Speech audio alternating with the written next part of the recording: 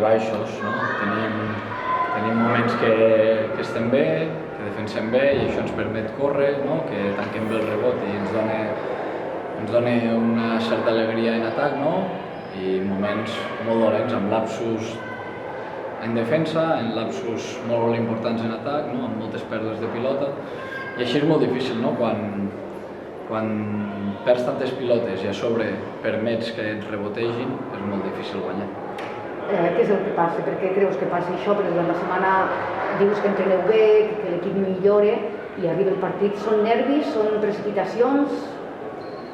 Bé, jo crec que pot ser que influeixi algo els nervis, però al final hem de millorar molt la presa de decisions, no? Crec que a darrere, més o menys, en defensa anem trampejant, sí que és claríssim que hem de millorar molt en el tema de tancar el rebot.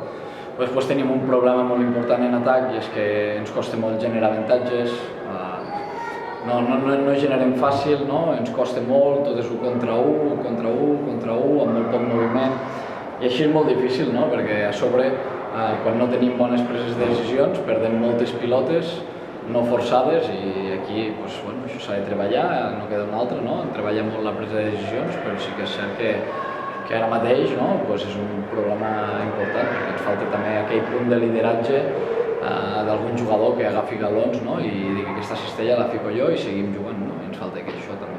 Esteu posant també les baixes i el fet de no haver pogut entrenar amb normalitat durant la pretemporada? Segurament, no? Tenim la baixa del Marc Rubín de Félix que la direcció és molt important, no?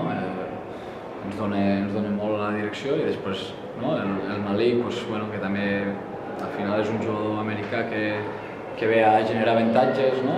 Però sí que és cert que jo crec que tenim equip per a fer-ho millor del que hem fet avui, no? I en moments crec que quan ha hagut un moment que se'ns han anat de 12 punts hem sigut capaços de treure orgull i tornar-nos a ficar, no? Però és molt difícil quan perdem tantes pilotes no forçades, no? Que ens contraataquen, ens penalitzen molt, llavors és molt difícil. Tens por que ara, a més, comenci a pesar aquest 3-0 al casiller de les derrotes o no? Bueno, mentalment sempre guanyar ajuda molt, no? I nosaltres treballarem per millorar, que és l'objectiu, no? Sí que és cert que hem jugat 2 partits a casa i a casa jo crec que ens hem de fer forts, no? I no està sent així.